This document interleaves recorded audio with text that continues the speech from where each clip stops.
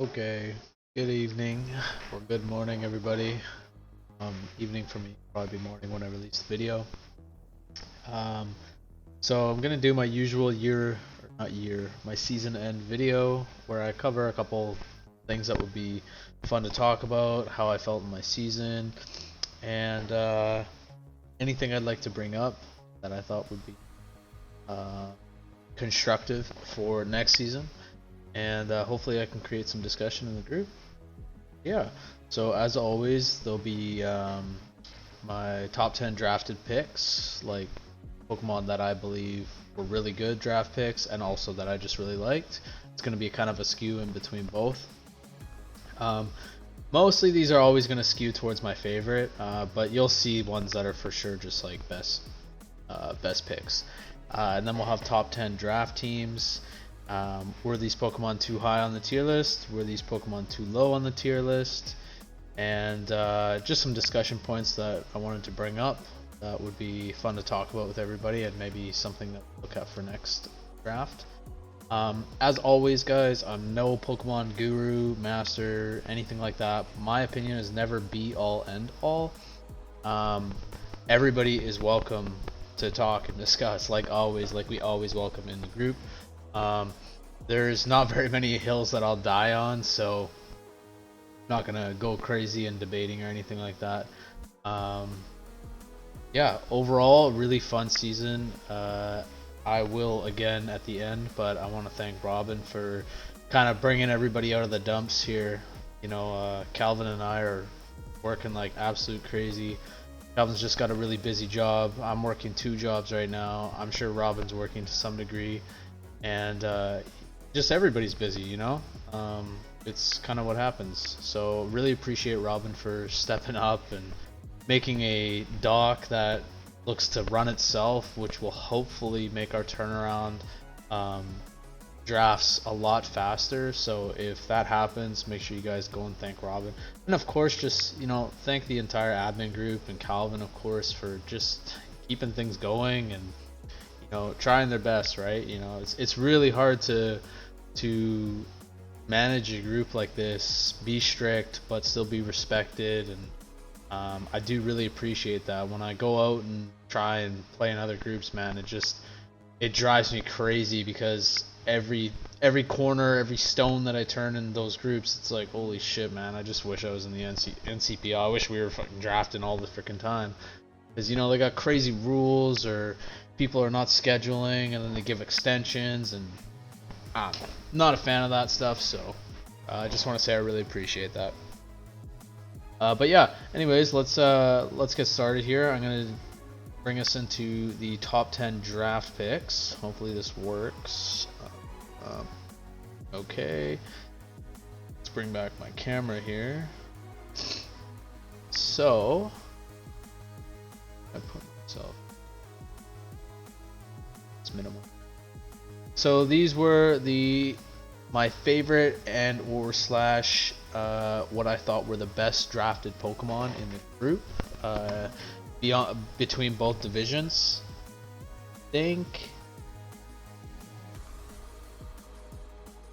Yeah, there's a little bit of skew here between just looking at my division, but no, we're in both groups here, yeah. So anyways, number one is Mega Alakazam. I feel so silly because I use this thing and I definitely did not make it look broken. So hats off to Matt, who's just always insanely good at breaking Pokemon or finding broken Pokemon. But it's more than that. It's not about just the Pokemon being broken. Matt plays really well too, right? Like, for example, I drafted this Pokemon and I don't know, I think I did absolute dog shit with it. So it's not just the Pokemon. Matt played really, really well, used all of Mega Alakazam's strengths. It's insane to look at a Pokemon like this with, I think it's like 430 speed and then 400 something special, more than 400 special attack. Good coverage, and when Focus Blast hits, it's pretty impossible to switch into this thing.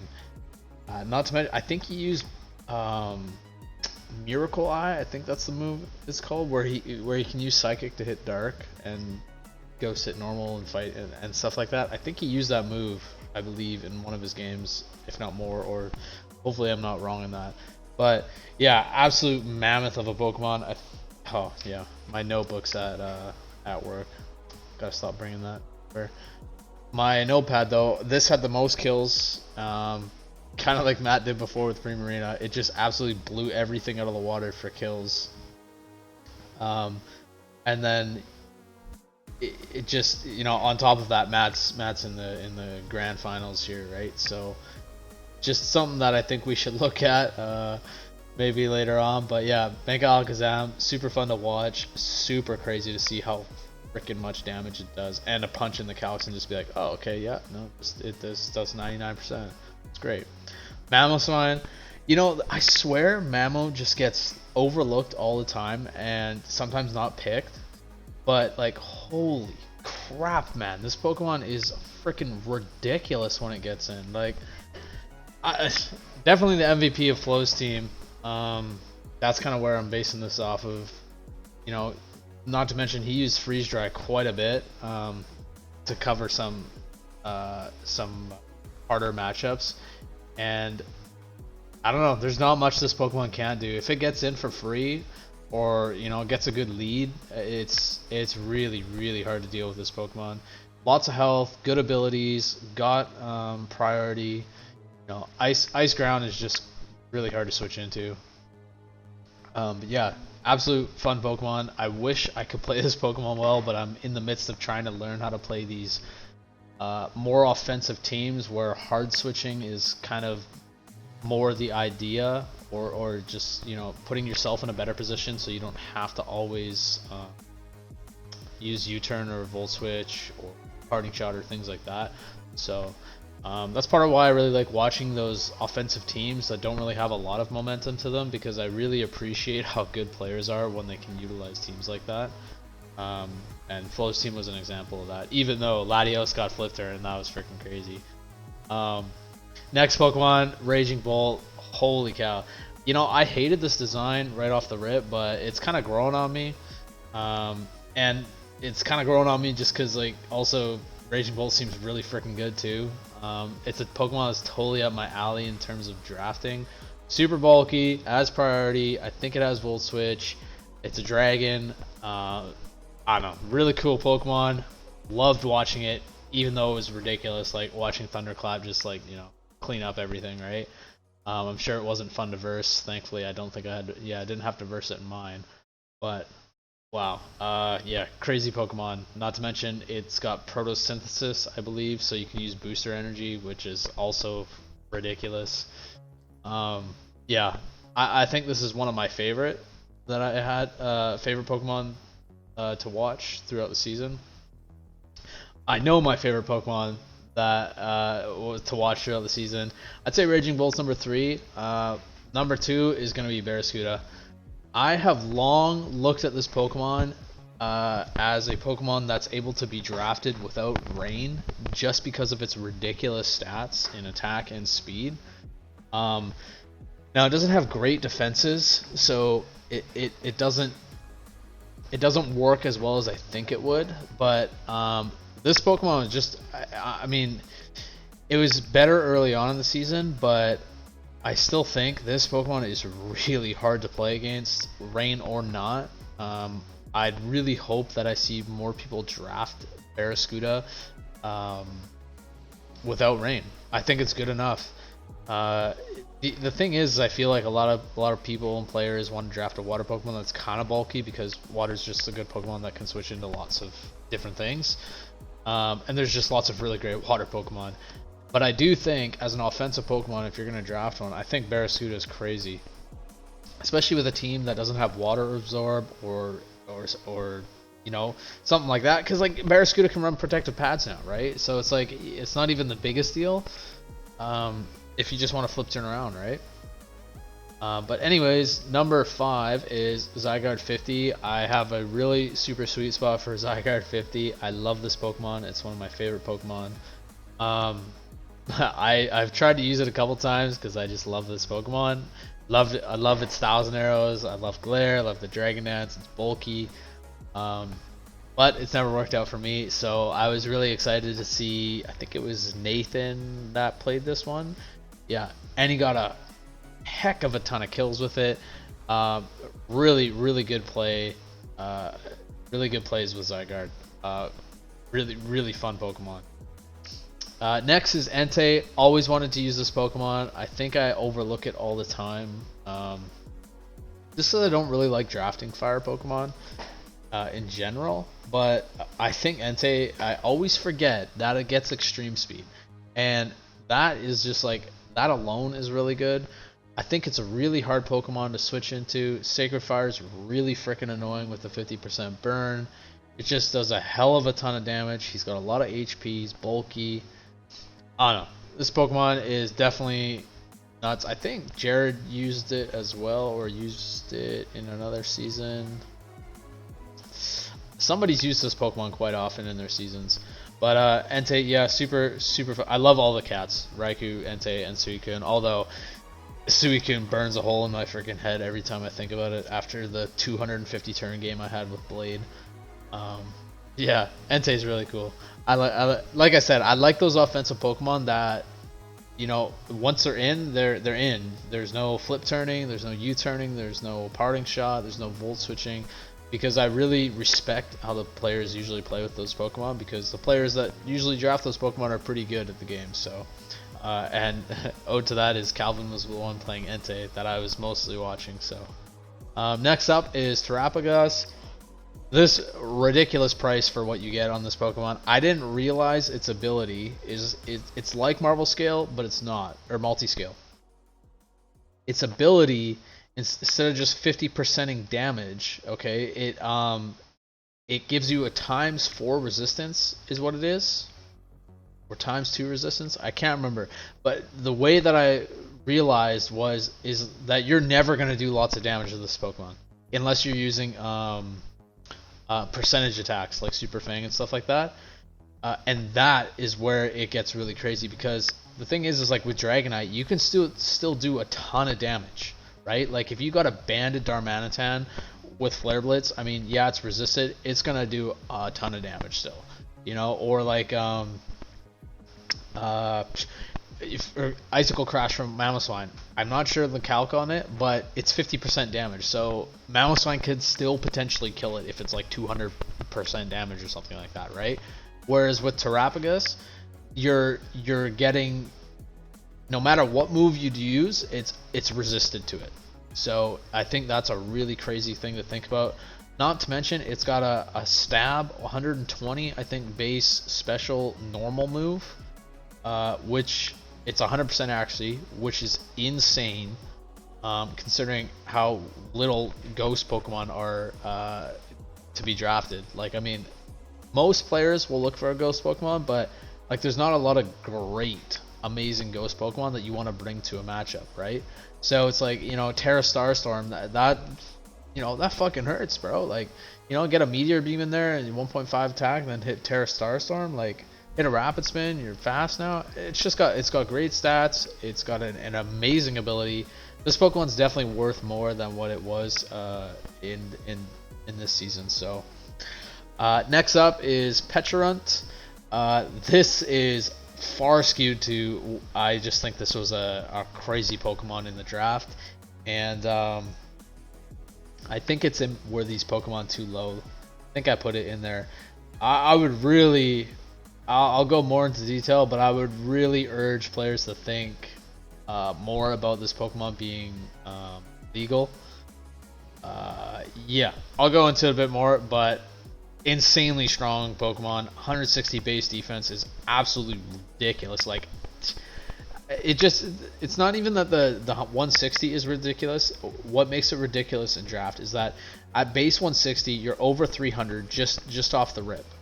Defense. So what that allows you to do is spend all 252 EVs that you might have put into defense to defend whatever Pokemon you're trying to defend into something else. That's what breaks these types of Pokemon, in my opinion, right? And that's a reason that I believe Dragapult is so good in draft, and what breaks Dragapult in draft. Not that it's just Dragon Ghost and it's got great moves and stuff like that, and it's really fast. It's the fact that it's so fast. It allows you to throw EVs into anything that you like, anything that you need, so that you can survive this hit or survive that hit, or one hit KO this Pokemon, run a mix set. That's what breaks the Pokemon, when it's just way too unpredictable to try and build against it, right?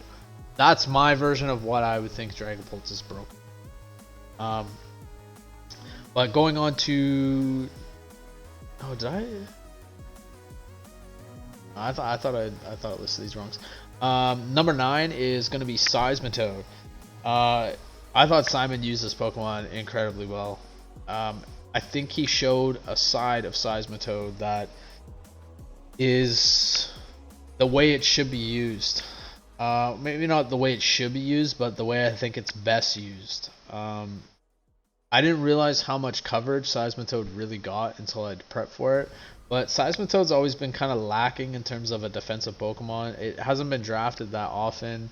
You got Quagsire, you got Swampert, you got Pokemon like that. And rain teams are really not, I mean, they're becoming more common now in the NCPL, but like Barraskewda was great in the rain, but to be honest, I really feel like Seismitoad actually performed better in the rain than Barraskewda. I think Barraskewda is a better Pokemon, but I think Seismitoad performed better in the rain. And maybe going in the future, I would like to see more players draft Seismitoad as their offensive rain Pokemon, because I think it was really hard to deal with this Pokemon. A, its coverage, and B, I couldn't figure out if it's going to be special or physical. So I think it was pretty hard to deal with, and I'm not sure if other players felt the same. Would love to hear you guys' thoughts and opinions on that. Number 10 is I put my own Pokemon in here, but I had thought about this Pokemon early in the draft, and then I wrote it off because I was just like, I'm gonna have Salamence, I don't really need it. And then later on, I was like, I kind of need a normal Pokemon, and I was like, you know what, Bird Spam's usually pretty good. Seen normal flying, needed the normal. I was like, okay, well, I mean, Toucannon had some stuff, and then I came across the move, Beak Blast. I thought that move was dumb as fuck. Guaranteed burn, has priority, so it's priority but not priority. It's kind of weird. So the way Beak Blast worked, if nobody watched any of my games with Toucannon, is Toucannon burns himself up. He doesn't burn himself, he like heats himself up, and then if another Pokemon makes contact with him, they're burned 100%. So unless I believe they have protective pads or something like that. So it was a really, really good deterrent for physical attacking Pokemon, especially if they're not going to be using moves like Gunk Shot or Rock Slide. There's other ones, of course, but I think that move was just crazy. It always goes last, so that's kind of the trade-off for it, but I think it helped a lot. I mean, I brought it almost every single game, and I think its stats were really not that bad. It's not as trash as I think players may have thought it is. It's base 75 stats all the way across the board except speed and attack. Speed is at 60 and attack is 120. It adds up, it's 372 is what it is. So 372, its abilities are Sheer Force and Skill Link. Has a ton of coverage for the Pokemon that it is. Has Sheer Force, Heat Wave, which is great. So, and then Skill Link, it's got Bullet Seed, it's got Rock Blast. I think it has one other, but mostly I use Sheer Force. It was just better in most cases, except in my games versus Dev. I thought Skill Link was the better choice. But yeah, I would like players to look into that Pokemon more and maybe give their thoughts on the move Beak Blast and if it surprised them or not.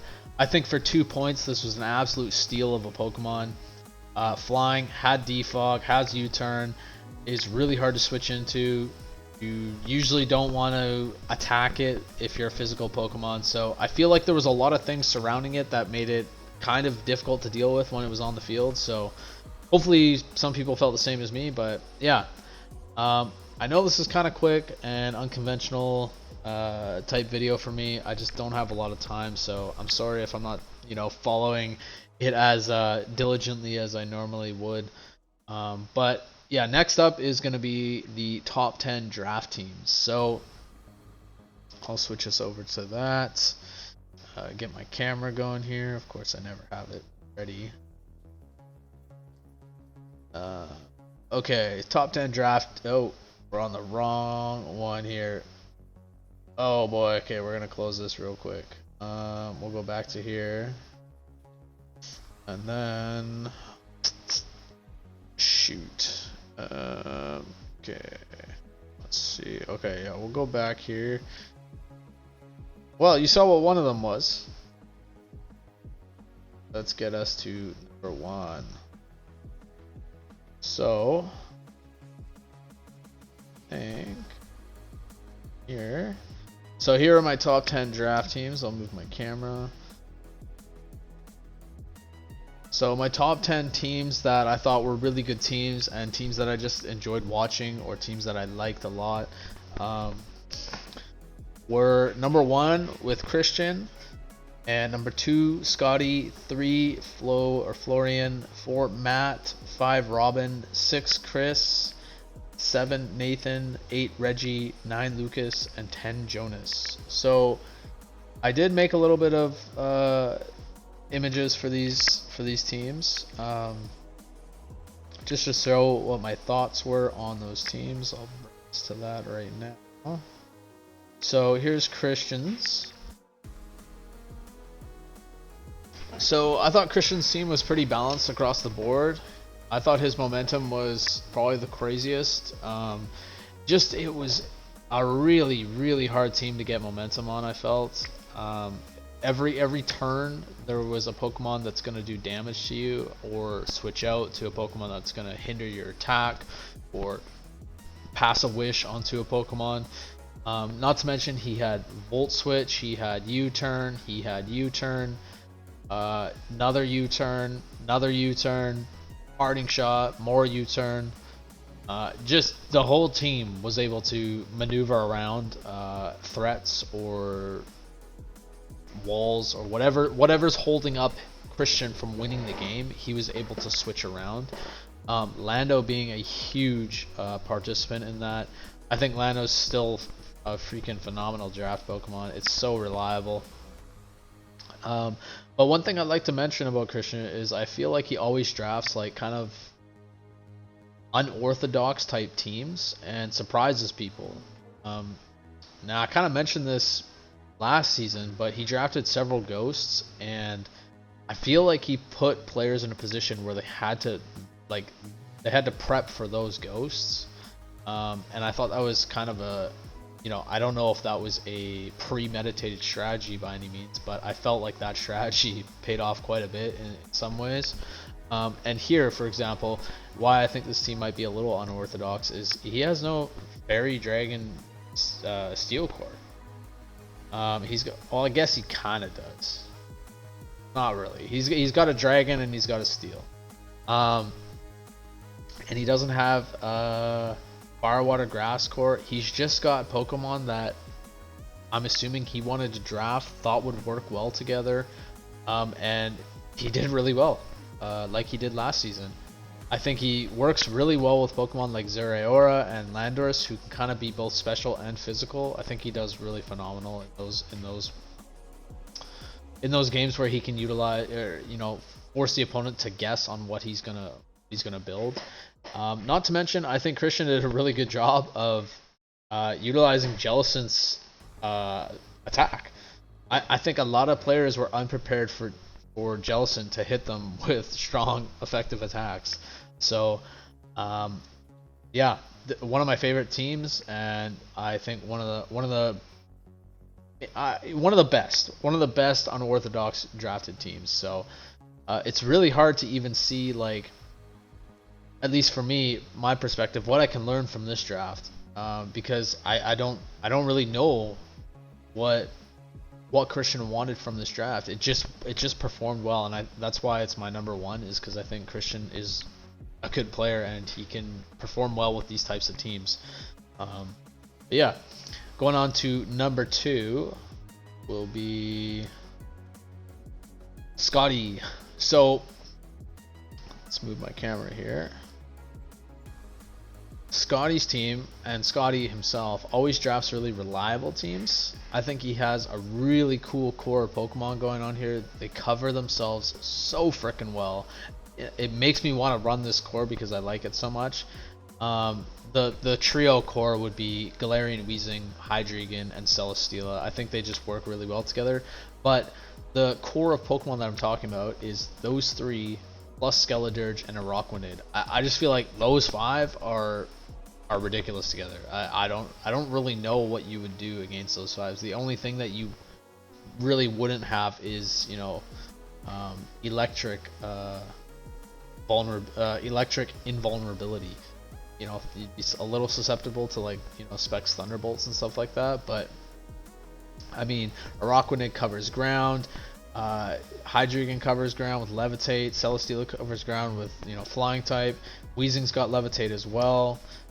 You can have Galarian Weezing with Misty Surge, and then that way Skeledirge can't be poisoned. Araquanid can't be poisoned or burned. Just really crazy group of 5 Pokemon. I think that was one of the best ones that were drafted throughout all drafts. The only thing that holds this draft back, in my opinion, is, and Scotty sometimes, is it's a very predictable team in my opinion. Now it can be a little unpredictable, kind of, but I feel like all the mons that you see, they're gonna do what you would expect them to do. You know, Alakazam's gonna come in with a Sash, Magic Guard. He's gonna set up or attack. You know, Donphan's gonna be, you know, 3 attacks, 4 attacks, and rocks. Araquanid's gonna hit you with a Water Bubble Liquidation, set up Sticky Webs, you know, or be just annoying like that, right? Leech Life. Skeledirge could be a little bit, you know, tricky, but I feel like once you see more than Torch Song, you can kind of figure out what the set is. Celesteela, it's like 2 sets, you know, you got your Leech Seed set or your Meteor Beam set. Hydreigon, I think, could be both Nasty Plot or Dragon Dance. Again, you can kind of figure it out depending on what move it uses first. You know, yeah, Hydreigon can be a little bit more versatile in the sense that it can Roost, it can Defog, it can U-turn. I think it can set up rocks now too.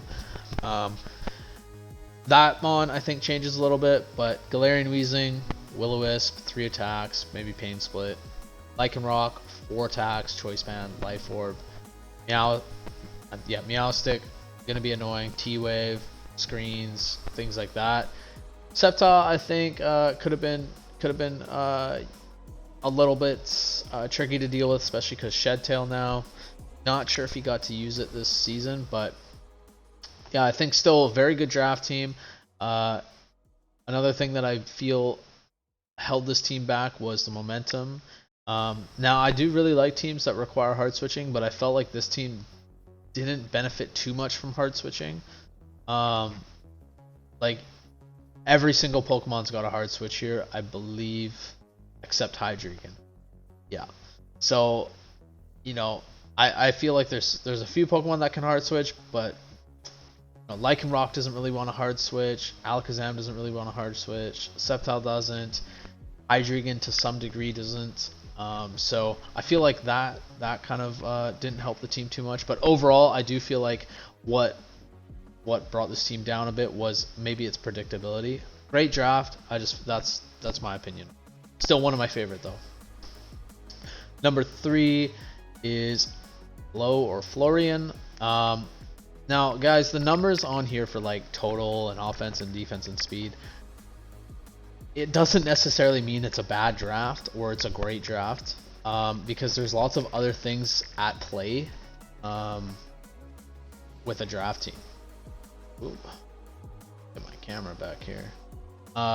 And this is a really good example of that, and an ode to Flo's skill.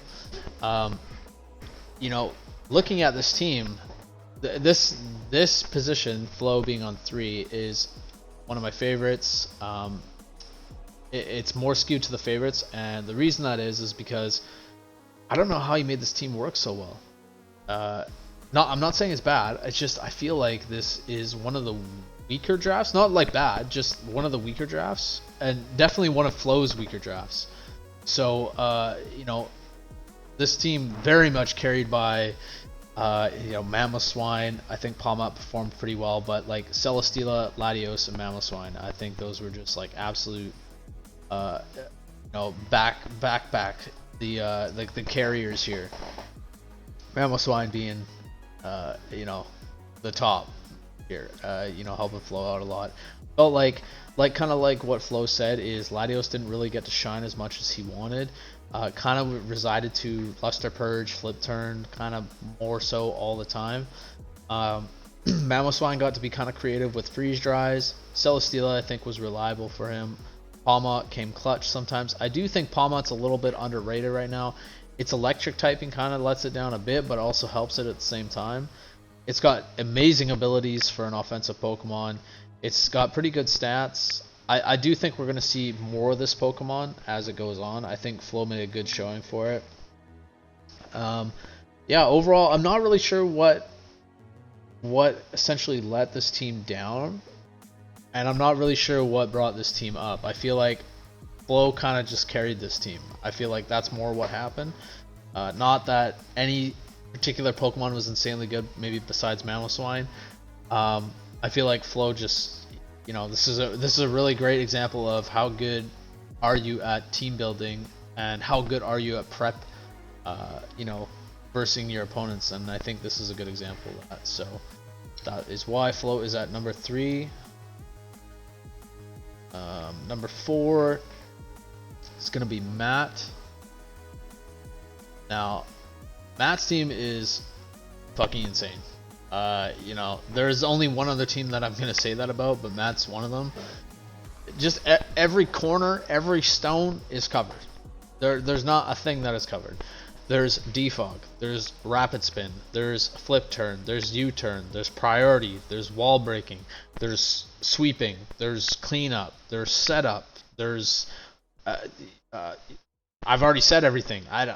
There's hazards. Like, I don't know what there isn't on this team. Like Torkoal, Stealth Rock's rapid spin, sets up Sun for Jesus Louise, Raging Bolt, sets up Sun for Victory Bell, sets up Sun for Slitherwing.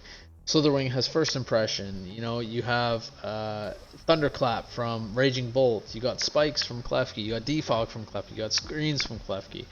You got Weather Ball from Victory Bell. Weather Ball from Raging Bolt. You have like Cleanup with Mega Zam or Wall Breaking. Just everything's covered. Mandibuzz, weak to Ice and Electric. You got Swampert who can cover Electric. You got Torkoal cover Ice. Mega Alakazam, weak to Ghost, Dark. You have Mandibuzz to cover both of that. Like, Tauros to switch into Ghost Attack and then fire off a Body Slam or something like that. I would hate to verse this team and prep for this team. I don't even know where to begin on what I would do to deal with this. My first thought would be, if I don't get the lead right, I'm probably losing. That's how I'd feel about this team. Offense 10, just like, Raging Bolt, Slitherwing, Tauros, Victory Bell, Mega Zam, even Oricorio. And thank God somebody used what's the ability Mandibuzz has? I've been waiting for so long for somebody to use that. Weak Armor Nasty Plot. I was waiting for so long for somebody to do that with either Mandibuzz or Skarmory, because they have such freaking good defenses. You could easily fire off at least 1 or 2 Nasty Plots. Easily, right? And to get 2 speed, like, jeez Louise. Yeah, I think this is probably the best team that was drafted, in my opinion, anyways. I just think anybody could. Not saying that this team is so good that's why Matt's doing good. Matt obviously was the one who drafted this team, who picked this team, and who's in grand finals because of he's good at prep and he's good at playing. But I do think Matt drafted a team that he could essentially give to anybody, and they could at least break even. They should at least break even. This is that good of a team, in my opinion. But enough tooting Matt's horn here. I'm gonna go on to number 5. Number 5 is Robin. I always envy Robin's teams because he's always creative, wants to try new things, and I think that's kind of what helps Robin you know, continue to get better or be a good player. Just want to look at my notes here. Yeah, one of the interesting things is, you know, I kind of looked at Reva Room as a pretty garbage Pokemon. I mean, it has some cool moves like Shift Gear, but its typing was just like, you know, obviously it's good offensively, but but the typing just in draft, everything has Earthquake or some kind of ground coverage. So I thought, you know, just kind of ass, right? But I mean, man, it sucked to prep against this thing, and I think Robin did a good job showing that this Pokemon's actually viable to draft as an offensive threat. And you know, we got to see a little bit of Braviary, not too much. Zangoose, I think, was a massive bang for your buck Pokemon. That quick attack that hit me hit really hard. It was on Raikou. It was +2 quick attack. That was ridiculous. I can't believe that hit me that hard. But yeah, I think he drafted maybe a different team for his sort of style. I felt Kartana was pretty high risk, high reward for Robin's type of playstyle, but he showed why Kartana is still like a really threatening Pokemon to play against, a good drafted Pokemon. Just because it hits so hard. Like, you know, when I was doing prep for this and calcing, I just couldn't believe how much attack it had. It's just ridiculous. So, yeah, really cool team. Kind of covered every base. You know, I think Unaware is a huge base that a lot of players forget to cover. That makes it really hard to play against or play into, because you can't really, you know, just set up and sweep somebody or break their team open by setup and sweeping. Right? He, you know, hit that 405 speed tier. He had set up with Rev of Room, Noivern, Boom Blast, Boom Burst. You know, had webs to help Kartana sweep. You know, run banded Kartana and then webs. You know, he definitely had an idea of what he wanted to do when he was drafting, at least for the first bit or the second bit. So, speed. Yeah, speed was a 10 for me. You know, he had Mega Manectric, he had the speed boosting Braviary, he had webs, he had Noivern at 379, I think it is. Kartana at 348. So overall, I think this is, like I said, this is Robin usually drafts teams that I want to try and play, but I can't. So I always envy Robin's teams because they're always interesting and fun to watch. Number 6, we have Chris. You know, I really like Chris's team. I thought he tried some new things that are different for his sort of play style. Splashed in with a little bit of his stuff, of course. You know, I feel like Terrapagus is kind of up his alley. Pecharunt's kind of up his alley, but you know, things like Mega Metacham, Thunderous Tea, Typhlosion, even Empoleon to some degree, and Ogerpon are you know, not generally what I'd see Chris draft. So I thought he did a great job using Mega Metacham, but you know, the all-star for me in his team, the all-stars, there's 2, is Thundurus and Terrapagus. I couldn't believe how many people were surprised by, you know, the Thundurus just leading and then just setting up nice plot and destroying their team. Chris did an awesome job just playing with that Pokemon. I think he did a really good job showing why Thundurus is like a fucking insane Pokemon. Like Christian did it last season, and it was like, you know, my thought was like, why don't I ever draft that Pokemon? It just literally goes in, you just fucking click an attack and just fucking blow something up. I thought it was awesome. Terrapagus, absolute ridiculous mon for the price. Chris abused it for sure. Rapid Spin, setup, you know, 4 attacks, Terra Star Storm. Really annoying Pokemon. Super cool that he picked that Pokemon up pretty early in his draft. I think it was 4 or earlier, I believe. You know, Chris is always good at finding those Pokemon that are, you know, kind of hidden gems too. Chris was also responsible for the Bellossom find. I don't know if people remember that, but you know, Chris found the Bellossom, Quiver Dance, Strength Sap, Moonblast, Sludge Bomb, Giga Drain set. And yeah, still nightmares over that. So I think Chris's offense was a 10. Mega Metacham, Thunderous Tea, Terrapagus, Ogerpon, even Empoleon, and then of course Pecharunt. And I'm gonna talk about Pecharunt a lot more in one of our other topics here. So overall, it gave his team a 40. Yeah, I was kind of surprised that he drafted Reggie Drago actually at the end there, despite how much he hated it or was mad at it during the ender draft. So yeah, funny little tidbit there. But number 7, we are going to have Nathan. Nathan had one of my favorite teams. He's low on the top 10 because I don't think it's one of the best teams out of the 10 that I picked on here, but I think it's my favorite team, or pretty close. Love Zygarde. It's just like one of my favorite Pokemon. Wish I could play it well. Mega Diancie has always been a Pokemon I wanted to try because I don't know, just liked it. I liked it as a Mega. I thought it was really strong. It always, I feel, surprises people how fast and strong it is. I feel like it kind of gets forgotten about. And then yeah, of course he had the Ogerpon Hearthflame, the flame one. Just I don't even want to think about versing this Pokemon. I don't even know what I would do against it. Really annoying. Good speed tier, good attack tier. But yeah, so one of the big things about Nathan's team that I thought was really good was the parting shots here. So not sure how much he used it in the season because I only watched a couple of his games, but I thought parting shot was a really interesting idea that he could have used.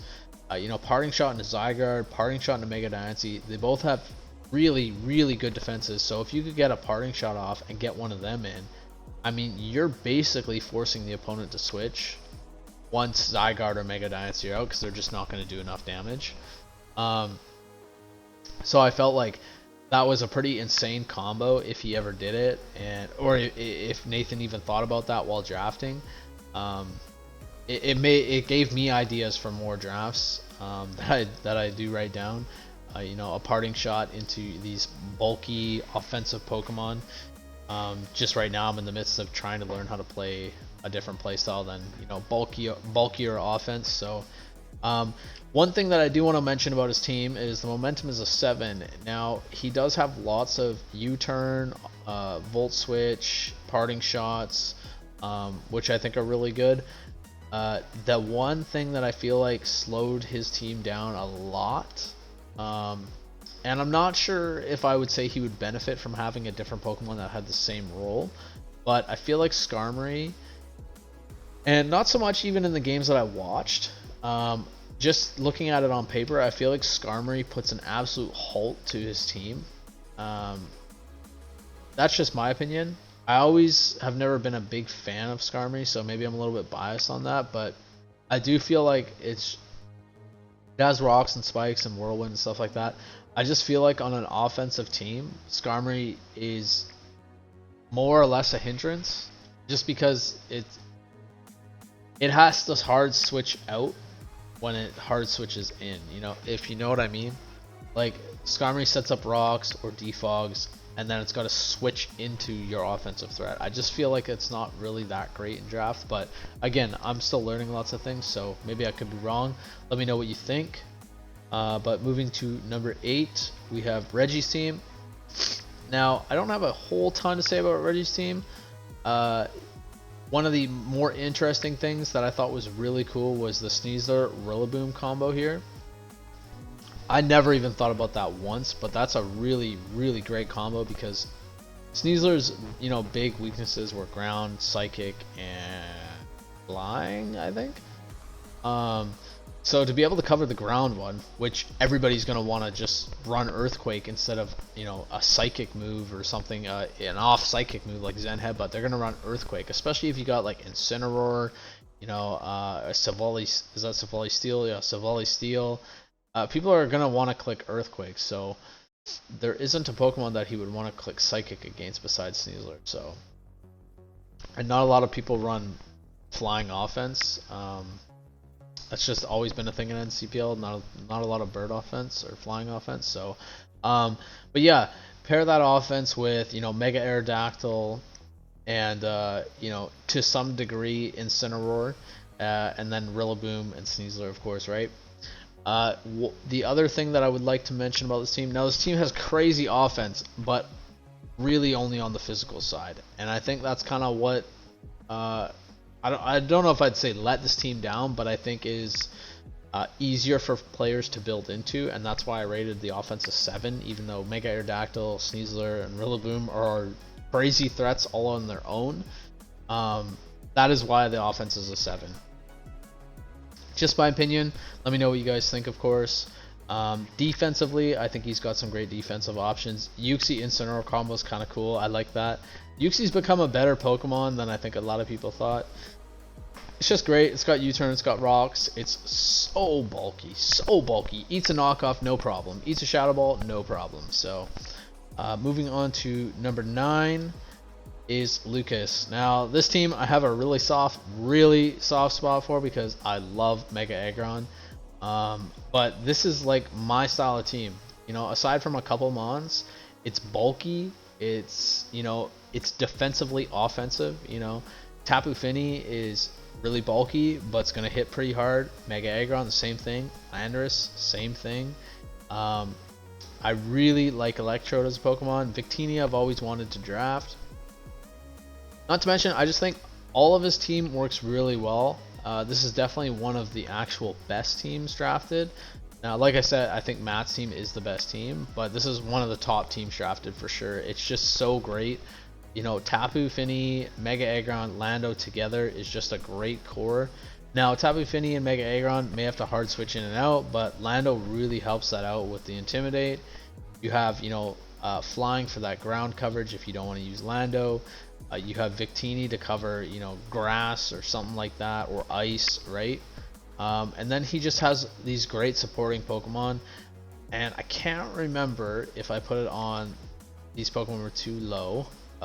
Spoiler, but I think Grafai, we got a taste of how good this Pokemon is or can be.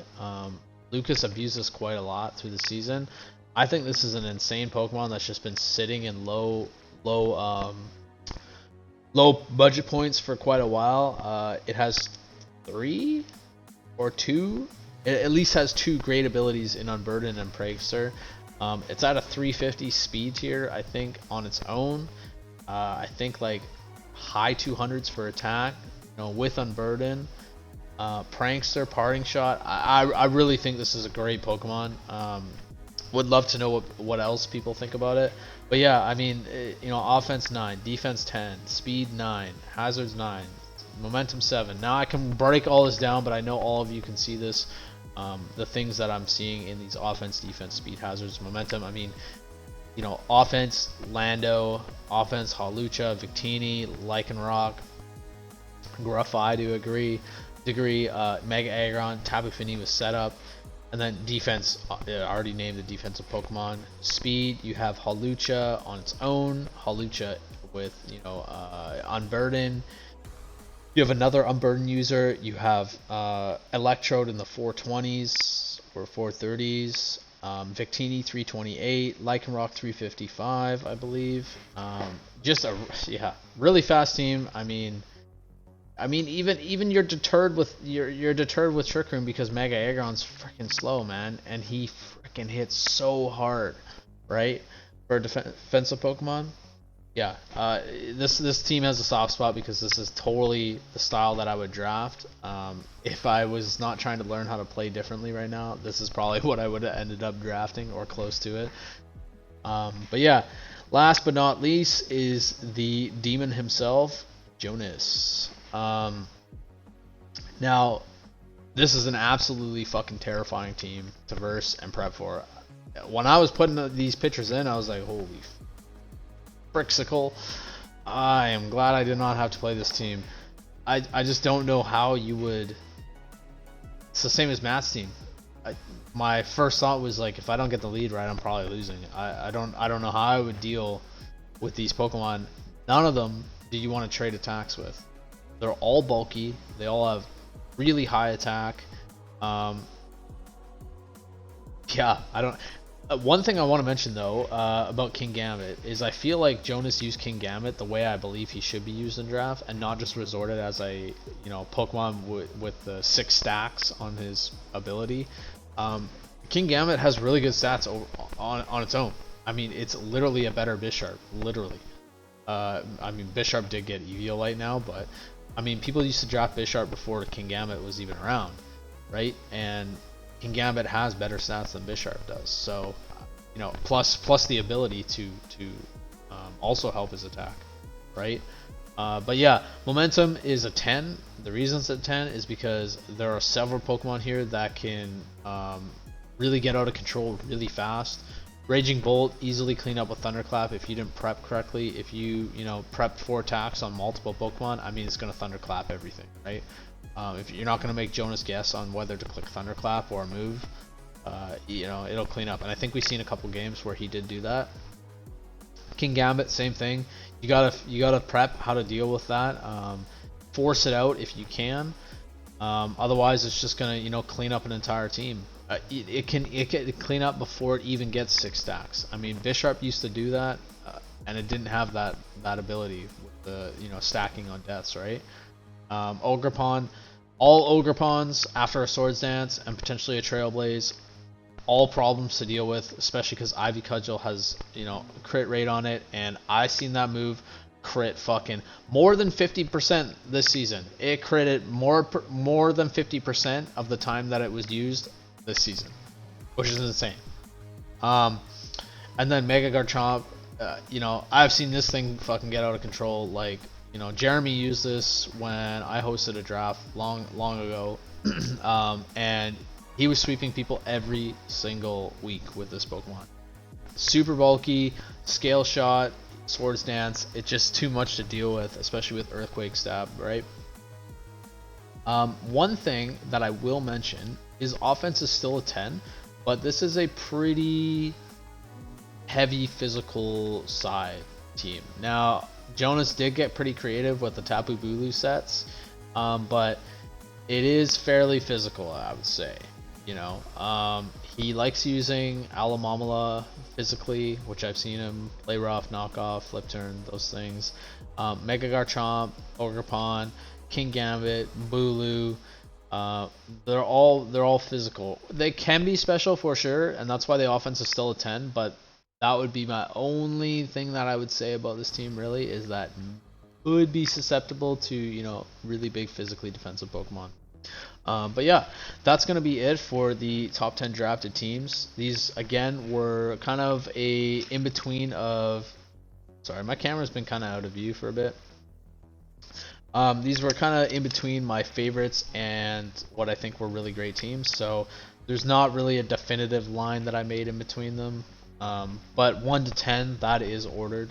But yeah, anyways, we're going to move on to the other topics that we have, and the next one is, were these too high? Now, gotta move my camera every time. So starting with number 1 is gonna be Clefable. Now, this could be the case of me using Mecha Alakazam, shit. Matt using Mecha Alakazam, broken. Definitely could be. I've done that many times. But this is the second time I've used Clefable in NCPL, and probably the 4th time I've used Clefable in draft overall, because I've played a few other draft leagues when in our off season for NCPL. And this season especially, Clefable feels like an absolute freaking meat sack on my team every time. Every time I'm freaking prepping with it or using it in a match, it seems fine when I'm running the calcs, but in a match, it just never works the way that I need it to or want it to. It just ends up going in, fucking, being a punching bag for the opponent, and me teleporting out into something better, right? Again, yeah, you can use its other sets, offensive, life orbs, cosmic powers, calm minds, those things. But my biggest issue with Clefable, okay, yes, it has insane abilities, has the potential to sweep an entire team, okay, but nobody in NCPL is dumb enough now to not draft a dark Pokemon. I mean, there are some players who don't draft dark Pokemon, but our group is so good now, we're not really surprised by Cosmic Power or Sword Power sets. We usually find a way to deal with it. I mean, there's Mirror Herbs, there's Red Cards, there's tricking, items on. Our group is just not dumb enough. Every single player, C- all the way up to S. No player is dumb enough to There's people that are going to get hit by it. I'm not saying those people are dumb. I'm just meaning everybody is always going to be prepping for that. They just know. They know now, right?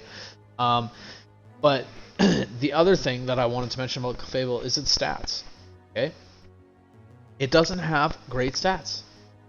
Comparing it to its other fairy brothers and sisters in the points below it. So remind you, if because I didn't say this, but it's on there. If you didn't look at it, Clefable's 17 points. 17. Okay, I understand it can stealth rock, it can wish, it can teleport, it can attack. I understand all that. Okay, but it's like what? Let me look at it. Let me see this real quick. All right. Pokemon calculator. Okay. Clefable. Not Vlefable, Clefable. Base 73 defense. Base 73. Do you know what that adds up to? While being bold? 269. That's it. Just 269. Do you know what a earthquake from Mega Garchomp does to this? This is max defense. Clefable, by the way. Okay, 44 to 52%. 44 to 52. Now, Mega Garchomp, very strong Pokemon, right? Real strong. We'll go to a Pokemon that's, you know, what Pokemon should we go to? Well, let's go to okay, the point is anything it's going to be switching into is an offensive threat. That's essentially what Clefable is being used for, to switch into these Pokemon, okay? We'll go into a fighting type Pokemon. Let's go into an Infernape, alright? Physical attacker, okay? You know, generally going to click close combat or Flare-Bits. Okay. Infernape, Choice Scarf. 307 attack, it's okay. Nothing super great. 37 to 44% with Flare-Bits. 37 to 44. Do you know what that does with a band on it? 55 to 66. That's a lot of damage for a Pokemon that's fully defense and supposed to be a defensive Pokemon. So that ended up me using it as a special defensive Pokemon, which worked out kind of okay. But like, you know, Mega Pidgeot, okay, Hurricane, Calm Nature, Hurricane still does 36 to 42. Not including confusing me. I feel like it's not really that great. It looks great on paper, can do a whole bunch of things, but it does too many things, and what it needs is stats for what the point value is. Yeah, I don't know. That's my whole point with it. It doesn't have good enough stats. And if you look at, you know, the Pokemon that are below in tiers, like Screamtail, Sylveon, Hatterene, Togekiss, and I believe there's one more. They all have better stats in the things that they're supposed to do. I mean, if we just look at Sylveon, okay? Sylveon's usually always drafted. That's why I'm choosing Sylveon. 394 HP, same HP, right? 65 base defense, so it's less defense. Clefable has 73. The difference is Sylveon has 110 special attack and 130 special defense. Usually what happens when people you know, attack Sylveon is, depending on what the Sylveon is, maybe it eats an attack and can eat two, or if it does eat the attack, it's probably going to kill you or do a shit ton of damage to something else, because it also has Hyper Voice Pixelate, goes through subs. It's exceedingly hard, right? You know, I also think it's a better Wish Passer. It just is able to do it better. The special defense really helps it out. It has setup as well. It doesn't have Magic Guard. It doesn't have Unaware. I get that, but I still think Sylveon has performed better. Togekiss has performed better. Screamtail has and will perform better. Togekiss, they all have better sets than Clefable has, in my opinion. They can all do their role better than what Clefable does in its own role, right? You know, Togekiss can defog. Togekiss can also parahax people. Sylveon hits hard. Great Wish Passer. Great Heal Beller. You know, can also run more than one attack. Screamtail can set rocks. It's very fast, very bulky. 116, I think, in both defense and special defense. Has a plethora of different attacks. Can set up really well since it's bulky enough to set up. It's fast as well. So when you're fast and you have defense and you can set up, you can get the Calm Mind off before they attack you, and then you're extra bulky.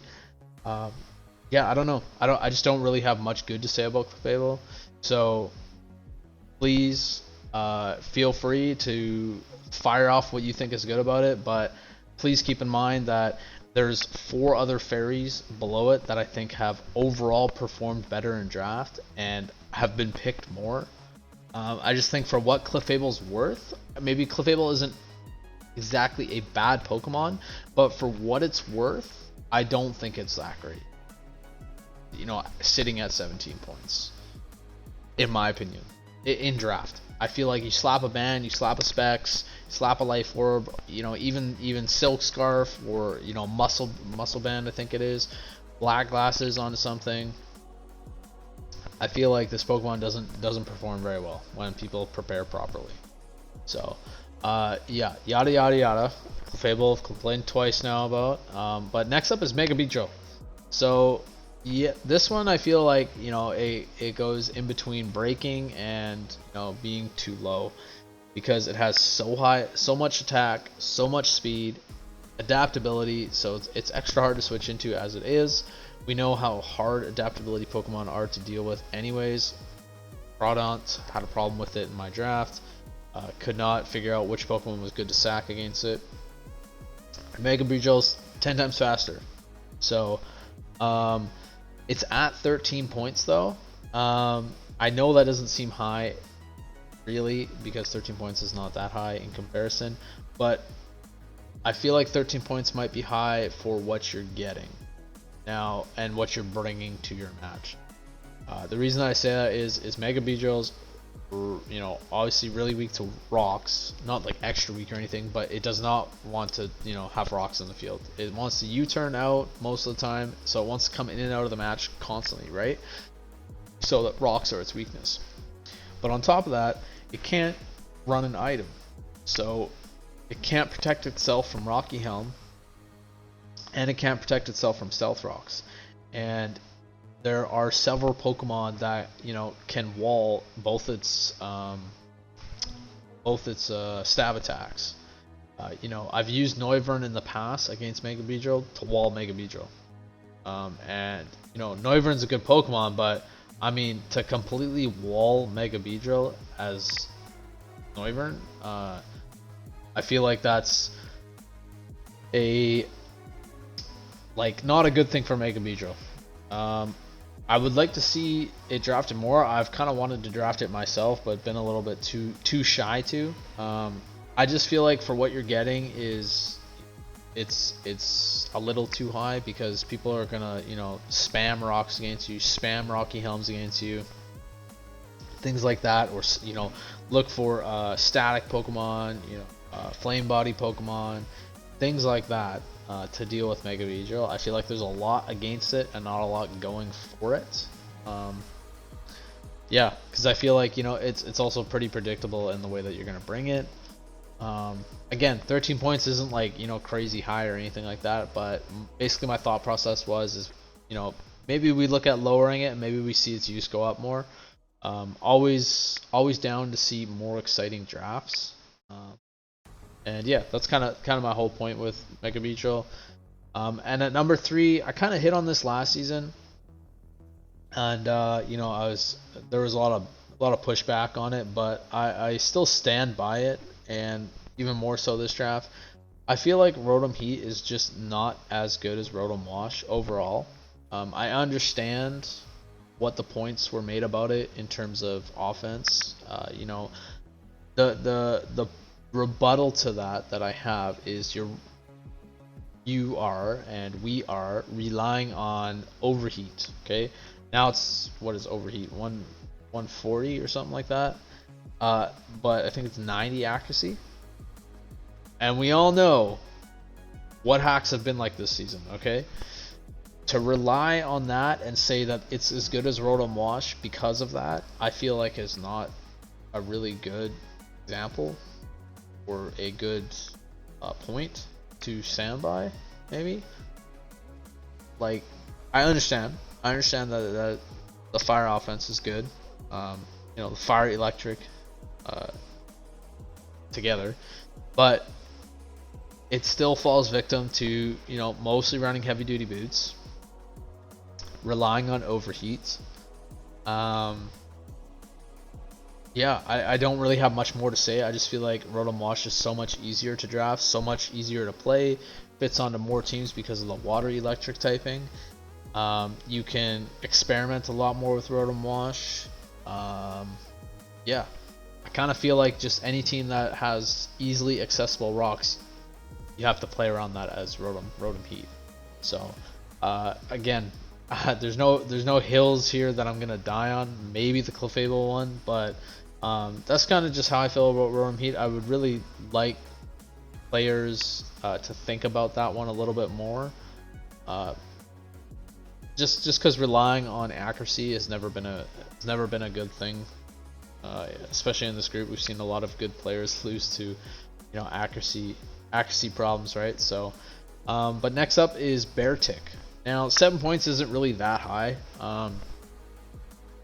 and this comes from more like there was a couple times where, you know, I was looking at Hayden's draft and we're looking at prep together, and it's fucking slow, man. It's a slow ass fucking Pokemon, even with freaking snow. It's hard to say that it should be lower because, you know, hail or snow just got a buff in terms of getting the defense, and then chilly reception as well. I just feel like it's I hate going on the eye feels, but, you know, when I would look at prep with Hayden, you know, and we're putting in some calcs, it just didn't make any sense. You know, it's so slow that, you know, you run a Scarf, well, see you later. You know, you're a 300 400 speed Pokemon and you run a Scarf, well, Beartic's useless, and that's the whole point of your game plan, right? I'd be interested to hear what people think about that. Not to mention, I believe Beartic has to rely on Icicle Crash. It didn't get Ice Spinner, so it also doesn't have Ice Shard, which other Slush Rush users get. So last but not least was Houndstone. Now, so hitting on the last, were these mons too high? I do want to mention that I think our group and Robin and stuff like that have done an incredible job at balancing Pokemon. Nothing is wrong, nothing is like crazy, nothing was ridiculous or anything like that. Not like Satitan was last season. Nothing is like that. It was actually quite hard to find Pokemon for were these mons too high. It's kind of why you got some different ones in here like Beartic and Houndstone. Just because I you know, it's interesting if you move things up or down to see if they get more or less play, right? It's kind of like how they do the rankings in ladder, right? But Houndstone, I felt like we gutted it by taking Last Respects, rightfully so. It's just a broken move. But yeah, I think it does have some play in terms of it's got Sand Rush and stuff like that, but I think it's way worse than the other ghosts that are available for much cheaper. I mean, again, it has Sand Rush and it has some things going for it, but like, I mean, Dusclops just is better. It's just hands down better. Dusclops is harder to deal with. It's got Haze, it's got Willis, it's got Nightshade, it's got Setup. You know, Houndstone has Fluffy too, but like Dusclops is just bulkier anyways. You know, and then you have Dusk Noir, which is pretty good as well. You have Spirit Tomb. Oricorio Sensu I think is below it as well. I don't recall if it is or around it, but I felt like it's just it's too high for what you're getting, in my opinion. Which you're not getting much from it. It's basically a ghost Pokemon with some ghost moves, maybe some other utility like Sand Rush or Fluffy to some degree. So again, curious on what your guys' thoughts were. Would love to see a lot of discussion around some of these points. But with that, we're going to go on to were these too low? Now, before pitchforks and all this stuff come out, my opinion is not the be all end all. There's not a lot of hills that I'm going to die on with a lot of these points this season. I think we've done a phenomenal job at balancing. Yeah, it just gets harder and harder to find things to talk about, like pick at, right? And it's never like to pick at maliciously. It's only ever constructively. So, all right, were these too low? So, I'm gonna move my camera up into the corner here. All right. Starting at number 1. Now, I don't think a lot of people are gonna disagree with me on number 1. Mega Alakazam. Yeah, I fucked the group up by making this thing look bad when I use it, because we allowed Matt to use it, and Matt's really good at breaking Pokemon. Matt's really good at Pokemon in general, and when you give Matt a Pokemon like this, we see what happens. You know, its stats, its coverage. Its coverage in the sense that it can even hit freaking dark types with Psychic, like not to mention Trace, Magikarp when it first comes out, like it's got so much going for it, like so much. I'm not against having it at 19 points, but I also didn't verse it, so I don't have a lot to say. It's just every time I seen it in a match, it looked fucking ridiculous. It clicked Psychic and fucking destroyed something. So yeah, I'd be curious to see what others have to say about it. Would like to see facts about it, not just kind of like what I'm doing, where it's like I feel like what this Pokemon is. Would love to know what it was like to verse it and use it. So maybe some input from Matt and his opponents, or people that help Matt build, or anything like that. I would be interested to know. Next up, this one I do have a lot of experience against, actually.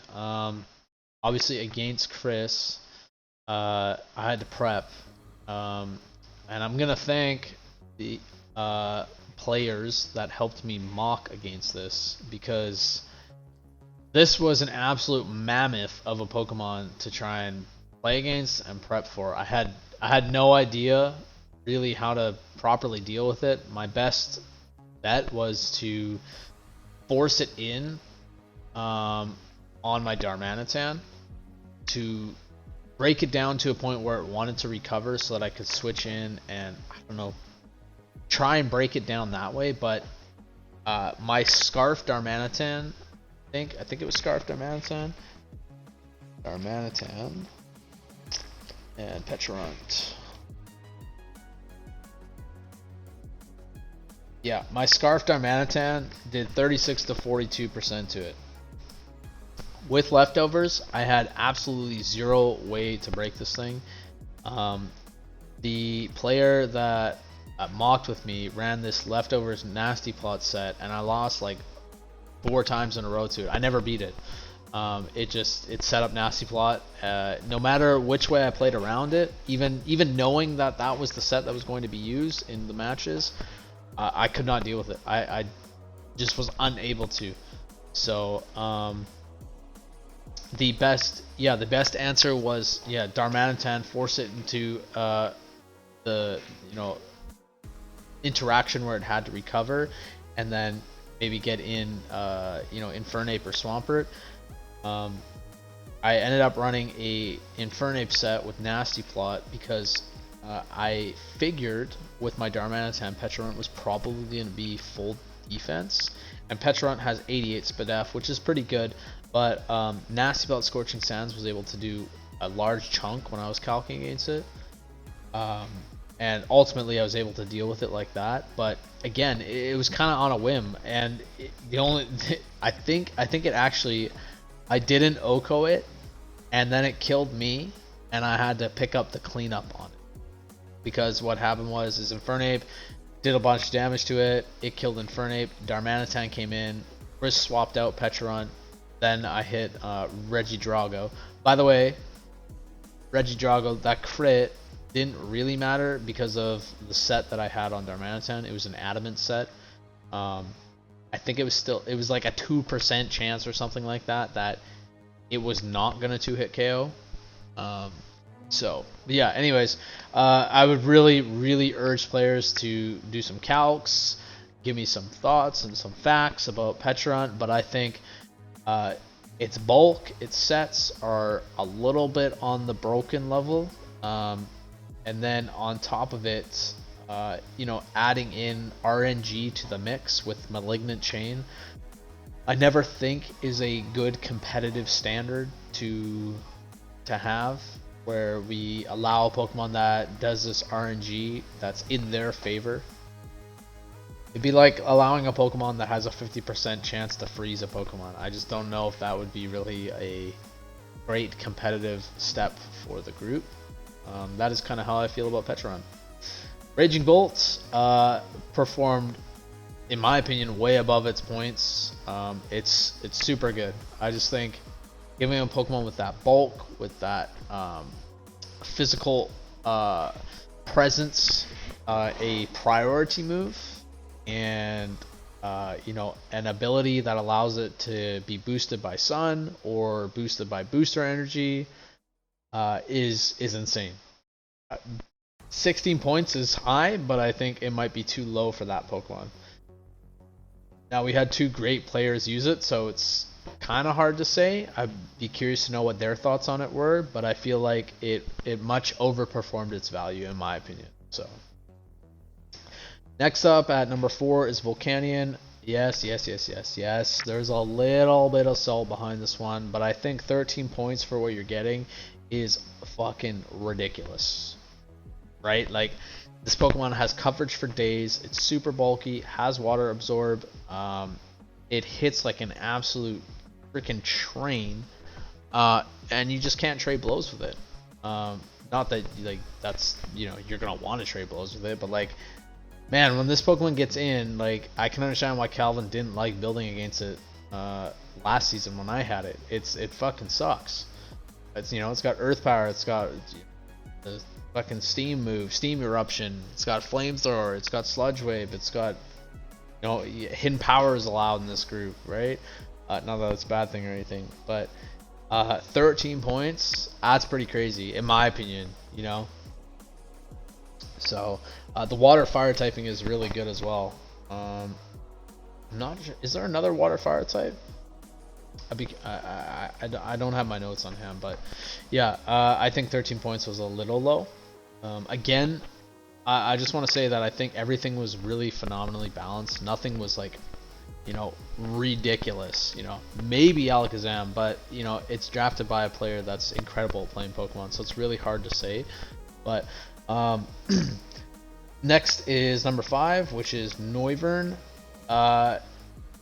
This one I completely disagree with. I'm just gonna be fully transparent here. I think 8 points is way too low for a Pokemon that gets drafted every season.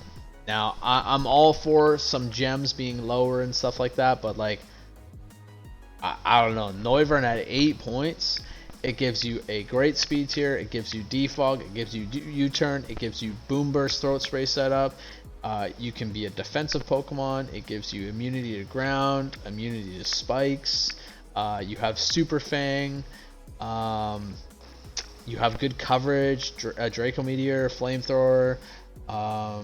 You know, the Boom Burst allows you to hit through subs. 8 points, you're getting a lot of bang for your buck for 8 points. Not to mention just a Dragon type too, right? So that's all I gotta say about Noivern. I think it was really good value. Like I think it was so cheap for what you're getting. You're getting a ton out of it. You can check off a ton of boxes for your team, right? So next is going to be one that maybe others aren't thinking about, but it's number 6 and it's Grafai, if that's how you pronounce it. I think we got a itty bitty taste of how good this Pokemon is. Lucas abused the hell out of it, And you know, Lucas is learning the ropes of how people play in this group. He doesn't even know exactly how everybody plays. You get a player that's been playing in the group like Calvin or Jonas or Robin or Matt or you know, any of the other seasoned guys using this Pokemon. I feel like it's gonna be a really annoying Pokemon to deal with. It's got great abilities, Prankster, Unburden. It's got good coverage. You know, Poison normal typing. I feel like is a pretty good typing.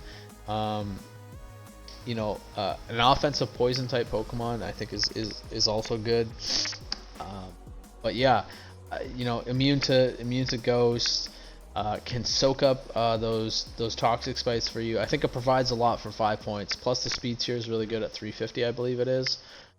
Would like to know what players' thoughts are on that. Number 7, kind of you know, not sure how I feel about it yet. I do think 9 points is low for, you know, it's got good enough speed, good enough attack. First impression, Tinted Lens is pretty nasty, man. Pretty nasty. I'm not saying this Pokemon should be like really high up or something like that, but I think 9 points is a little low, just a teeny bit. I think it performed quite well for Calvin. It always was able to sit in the back and be ready for cleanup. I felt like Calvin relied on it a lot like that. And yeah, I think it was a well worth the 9 points. Yeah, I don't not a whole lot to say because I you know only versed it once, and I completely fucking face planted that game. But I do feel like the first impression Tinted Lens is pretty nasty for 9 points. So. And last but not least is the 2.2 cannon. Now I kind of mentioned it already, but I do think this Pokemon provided a lot for 2 points. Yeah, like considering 2 points. I mean, I got a normal type, so I'm immune to Ghost. I got a flying type. You know, it had Defog, it had U-turn. It has a really high attack stat, gets sheer force, so I can be defensive but hit hard, which is a great thing to have on your team when you're a defensive Pokemon that can also hit hard. I think it can open up a lot of avenues for you in a match. So I'm not sure if people expected how hard Beak Blast or Brave Bird was gonna hit, or you know, like any of the other sheer force moves. Yeah, and I think one of the main contributing points is Beak Blast. I think that was a pretty unique move that I don't know if anybody really knew about. It's like priority Will-O-Wisp. It's pretty crazy, but I won't hang up too much on the Will-O-Wisp, on the Beak Blast or the 100% Will-O-Wisp, 100% Burn, whatever you want to call it, because I already mentioned it before. So let me know what your guys' thoughts are on these topics. Would love to see some discussions pop out. I'm always interested in reading those. So, and the last topic or topics is going to be talking points. So talking points, we have my draft and season. So my draft this season, I really wanted to draft a team that was not reactive. So I have a big issue when playing a reactive team with letting people set up on me or set reflex, and you know, kind of meme about it, you know, with the screens and stuff like that. But I truly was trying to find a way to deal with those by playing the way that I normally did, and it just wasn't working. So I figured I needed to be not a reactive team, but the team making the first moves and making people react to me. So by doing that, I drafted a fairly offensive team, I'd say. My team required some hard switching, and I generally wanted to attack more than I wanted to switch. And usually I tried to make it so my best option was to attack rather than switch. That way I am not a reactive team. And I made a couple trades at the end of the season. Now, I want to say that I would have never made those trades because I loved my original team. I didn't want to make any trades through the season. The only reason that I traded was to try and capitalize on the last 2 weeks matchups, which I thought both had really strong fire weaknesses. So I drafted Darmanitan to exploit that, and then I drafted a Pokemon that's just kind of hard to deal with, which was Mega Altaria, and then Thwackey to kind of make up for that ground weakness that I added onto. But yeah, I think I did well. I wanted to try playing an offensive style. I'm trying to learn how to play like that because I think learning like that is going to make me a better player. And just I'm gonna be able to learn how to play against more teams. Yeah, overall, I'm really happy with my draft. I'm really happy with my season. I broke a curse that has plagued me mentally very hard for many seasons now. Last season was a pretty big hit. I thought I was gonna quit Pokemon last season. I don't know if anybody, I don't if people know. I don't know if everybody knows, but last season, you can say whatever you like, yeah, whatever. But my thought was, and my thoughts are, if Sleep Talk did not hit Rest and Barrier like 4 times in a row, I absolutely would have been in playoffs last season. And to me, that is the only reason that I did not make playoffs last season. And I was very happy with my team last season as well. Yeah, to not hit that body press at all was pretty rough. I was pretty unhappy with the RNG, considering I get RNG blasted fucking all the time. I mean, I've been freeze crit probably more than anybody in the entire group. It's so to not hit the body press when I needed it, I was pretty upset. But yeah, no, anyways, I got into playoffs this season, and I did what I'm very proud to say that I have done several times is beat real top players, and at some point I would love to consider myself one of those players. I feel like I'm not quite there yet, but to take away Robin's undefeated record, I was pretty happy. And sure, we can talk about the hacks, and I do agree hacks played a part, but a part on both sides. So maybe a little more so on Robin's, but hey, I've been smashed by freaking hacks for the last like 3 seasons. Alright, I'm gonna take this W, alright? Not to mention, I thought I built really good. My Assault Vest Darmanitan worked exactly the way that I wanted it to. It got put in the exact position that I thought it was going to be in against the Skeledirge. I wanted it to be able to 1v1 the Skeledirge and either force it out or get the kill on it, because Skeledirge was a huge problem for me to deal with. Toucannon worked not as awesome as I wanted, but it worked phenomenally. I think it presented a lot of problems for Robin in terms of, should he attack and try and kill it, or switch out and then get Beak Blasted or Brave Birded or whatever move that I'm going to use.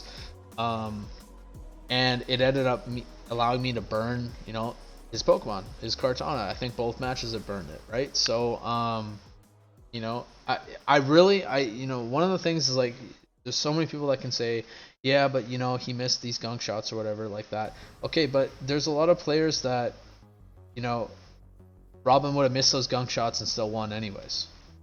I was in the position where if Robin didn't hit the gunk shots, where like I was in a position to win, basically, right?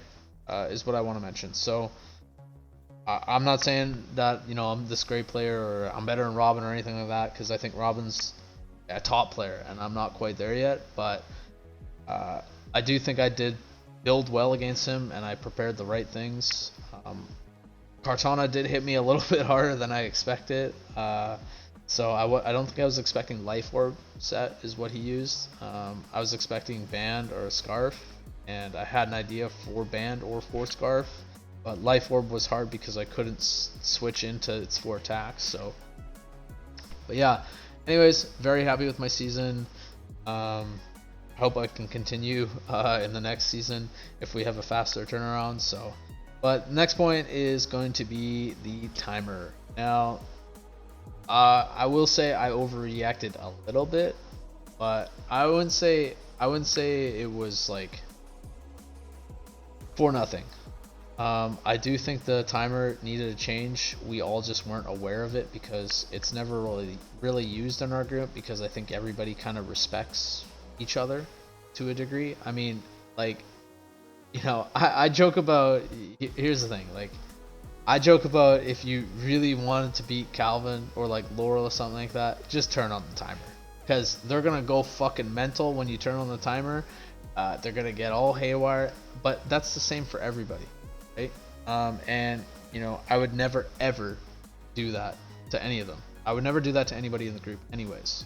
One, I take long for my turns, and two, what am I doing? I took the time out of my life to play in this draft, and I also took the time out of my week to schedule a game to play with somebody. Who am I to rush them to pick their turns? If I'm in a rush, then I'm not really serious about playing in the group anyways, right? Obviously I want to have fun, but you know, I think a lot of people like winning too, right? You know, so yeah, I think the timer needed to be adjusted in some way where it's fair for both parties, because the way that it stood, like we all talked about already, so I'm not going to make a big stink about it now. The way that it is right now is, you know, the person who doesn't like no timer can just flick it on and there's no repercussions for them and no hindrance, and the opponent can't do anything about it, right? So yeah, anyways, number 3, Toucan, I've mentioned about all throughout the thing. I just made this funny little picture about it because I found myself just wanting to use Toucan more than Salamence. I felt like Salamance's, you know, ×4 ice weakness presented more of a problem than Toucan's stats, in my opinion. I felt like I never was able to set up Salamence. There was never good opportunities. It didn't have the fastest speed. It didn't have, you know, enough attack to kill somebody before I was killed, or allowed a sweeper to come in and sweep me. So again, I'm learning how to play these offensive styles, so maybe I was just, you know, nervous to play with Salamence. But yeah, no, I had a way easier time using Toucan. I had a way more fun time using Toucan, and ironically, I had no freaking clue that I drafted to, like, obviously I knew I drafted Toucan, but like this whole phrase here, I had no idea that I drafted Toucan, was loving Toucan, playing it, and you know, Robin and Vic were making the memes about Toucan. Look at my freaking hat. You see this? I wore this all season, and I had no clue until I think week 5 or week 6, and I was like, yo, I'm wearing a Toucan hat. What the fuck? So I thought it was pretty funny.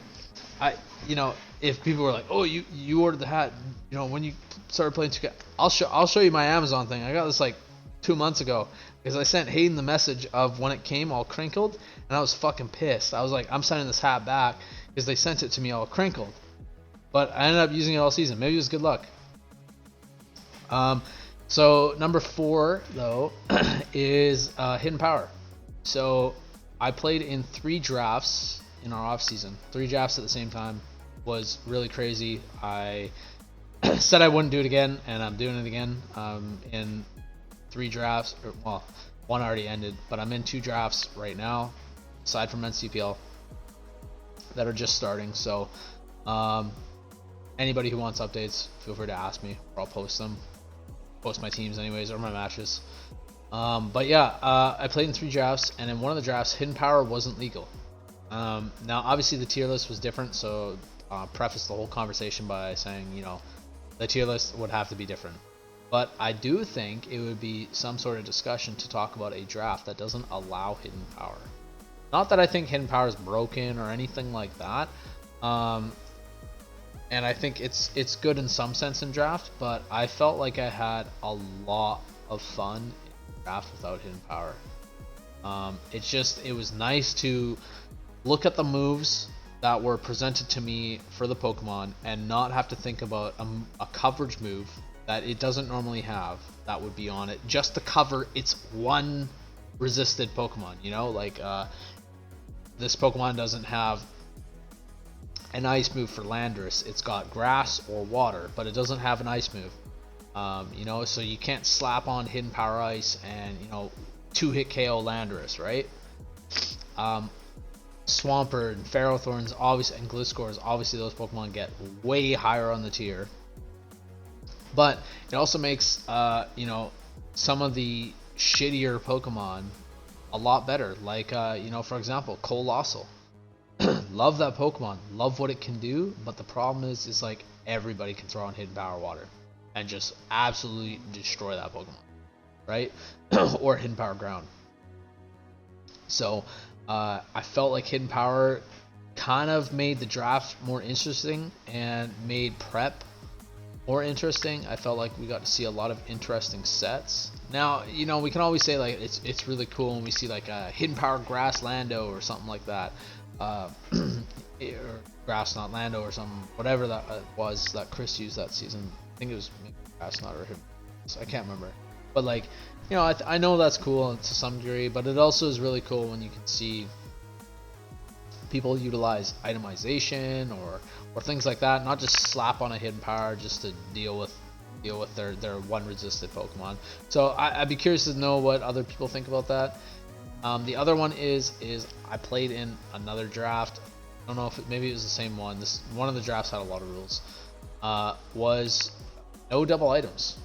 I've also played in a draft that allows double items but not more than 2, and I felt that defeated the purpose because, I mean, yeah, there's been times where like, you know, people will run like 4 heavy duty boots. Like I think I did that actually a couple times this season. I ran 4 heavy duty boots. Oh, that is a point that I'll mention later on my ending notes. But I thought no double items was really interesting in prep, and you saw a lot of really cool items used. You know, like a really cool one, for example, was now this might not pertain to the no double items thing, but it was in this draft, was Dondozo. I think it was so ability shield.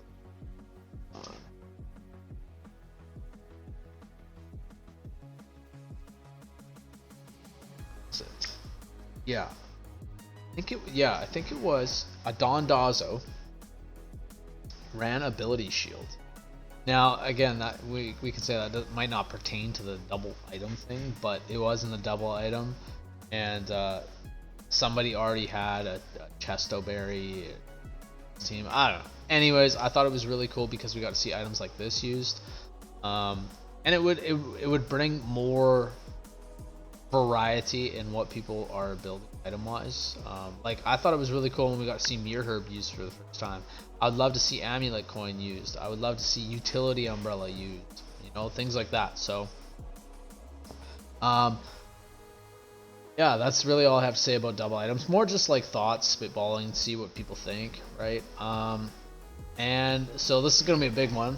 Is next draft. Now I have the Commander draft picture up there, and the reason that I have that picture up there is because me personally, I would love another Commander draft. Looking back and even thinking about how I felt in that draft, it was my favorite to cover, like go over people's teams, and make a video about, and it was my favorite to look back on. I can't recall if I loved playing in it, but it feels like to me, looking at, I want to play in that type of draft again. I thought it was super cool, and one of the reasons I thought it was super cool was because I thought each commander kind of coincided with the player's, you know, personality or play style, and I thought it was really cool and very how do you say it, like I felt like each commander kind of matched the player, you know. Like here, I'm gonna go to the commander's picture. This was like my favorite graphic of all time, because I can guess every single player and their commander on this. I freaking love it. I would love to do this again with so many more players that we have now, so many more different personalities and talents. It'd be so cool. Um,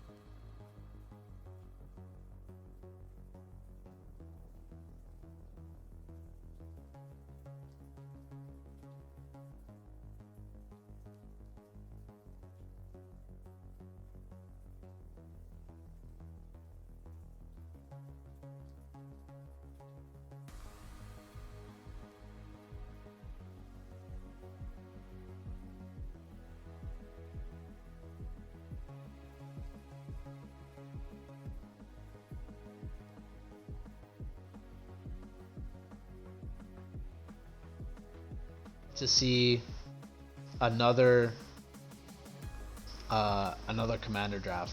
If that's the exact same, tier 1 to 5, your tier 3 is your commander. If we do that again, I'd love that again.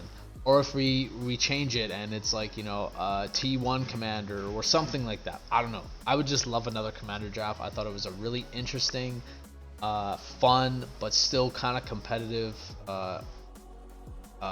draft type for us to play. Really curious what you guys think, so let me know. There was one point that I remembered that I was gonna mention. Damn it, what was it? My memory is so bad. It was something to do around the double items. I can't remember, but this is gonna be the end of the video. My last few points that I wanted to make was I really want to thank Robin and, as always, the other admins for where is my last notes? Thank Robin for kind of pulling everybody out of the dumps. Like I said earlier, Calvin and I are just like insanely busy with work. Zeb's busy, Laurel's dealing with the wedding, Sean's been on a little bit of a hiatus right now. I would love to see him return. Leo's working at his job now full time, I believe. So it was really nice to have somebody like Robin to pull everybody out and kind of bring everybody's hype back up and kind of rejuvenate the life in NCPL, because I think everybody agrees this is a really great group, not just the community but the group as a whole, the respect that everybody has here, the rules that are used here. I think it's one of the best groups, if not the best group, at least the best group in my opinion. So yeah, really appreciate that. And another note I'd like to make is I love to thank Flo for posting his music on his matchups. I do love checking into that every time. I may not make a reaction on it every time, but I do check that every single week because I'm always interested to see what you're listening to. I would love to see other players posting that. I'm too shy to post what I listen to in there, but it's along the same lines as Flo. But yeah, really do like that. So I'm sorry this was kind of a more unconventional video and kind of a little bit sporadic. I'm not super on the ball with putting my mouse over certain things or having the correct images or talking about every single point, and that sort of thing. But what I am gonna do, so it is kind of all nice and tied up like a bow, is the admins have okayed the idea of making a discussion section that's gonna hold all these images and threads for us to talk about, and have it divided up and in order so that it's easy to follow and hopefully utilize for next season.